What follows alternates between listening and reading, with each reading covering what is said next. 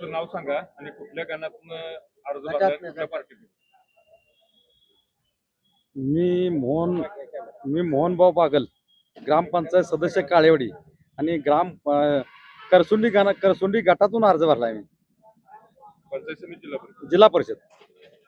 कुठल्या पक्षातर्फे? पक्षाची मागणी केली भाजपला, पण मी ऑप्शन ठेवला त्याच्यामध्ये अपक्ष पण भरलाय.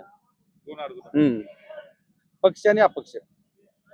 करसुंडी गटामध्ये अर्ज टिकेल का असं तुम्हाला वाटतंय का? होय होय, नाही टिकल तर अपक्ष आहेच आपला अर्ज. यापूर्वीच आपलं ठोस काय काम आहे या करसुंडीत ना पूर्ण जवळजवळ माझं 4 जिल्ह्यामध्ये काम आहे. सामाजिक काम, दिव्यांग, विधवा, परित्यक्ता, ज्यांना कोण नाही अशा लोकांना मोहनभाऊ बागल आहे. पूर्ण महाराष्ट्र 4 जिल्ह्यामध्ये कंप्लीट काम आहे माझं. ज्या एखाद्या गरीबाला माल मिळत नसेल त्याला माल काढून देतो, एखाद्याला कार्ड रेशन कार्ड नसेल त्याला रेशनिंग कार्ड तयार करून देतो आणि ऑनलाईन करून मालही चालू करतो रेशनिंगचा. आणि गोरगरिबाचीच काम करतो आपण. फाउंडेशन आमदार खासदार काय घ्यायची गोरगरिबाची कामं नसतात.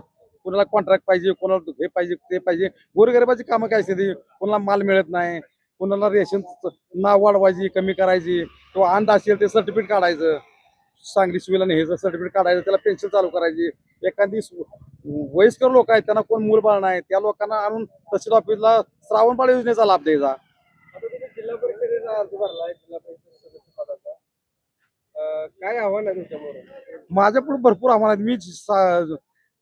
करसुंडी गाणाचा चेहरा मोहरा बदलून जी करसुंडी गाणामध्ये जी गटामध्ये जी ही आहे अस्वच्छता, ती अस्वच्छताचा प्रकार एकदम टाकाटक करून त्यांनी. गटारच्या सुविधा आहेत, पाण्याच्या आहेत, शौचालय जे आहेत. एखाद्या लांबून करसुंडी शेत म्हणजे कसा हे क्षेत्र आहे, तीर्थक्षेत्र आहे. त्या ठिकाणी समजा लांबून लोक असतात, एखाद्याला शौचालय जायचं आहे, टॉयलेटला जायचं आहे, त्या लोकांचा अत्यंत गंभीर प्रश्न आहे. मग त्यांच्याबरोबर येणाऱ्या लोकांना काय म्हणतात, ते आपण गाडी घेऊन गेल्यानंतर बाहेर जाऊन टॉयलेटला महिला वर्ग म्हणा किंवा पुरुष वर्ग बाहेर जावं लागतं 1 ते 2 किलोमीटर. मग ती व्यवस्था मी आपल्या जर समजा चुकून आपण निवडून आलो तर ती 100% पूर्ण करणार.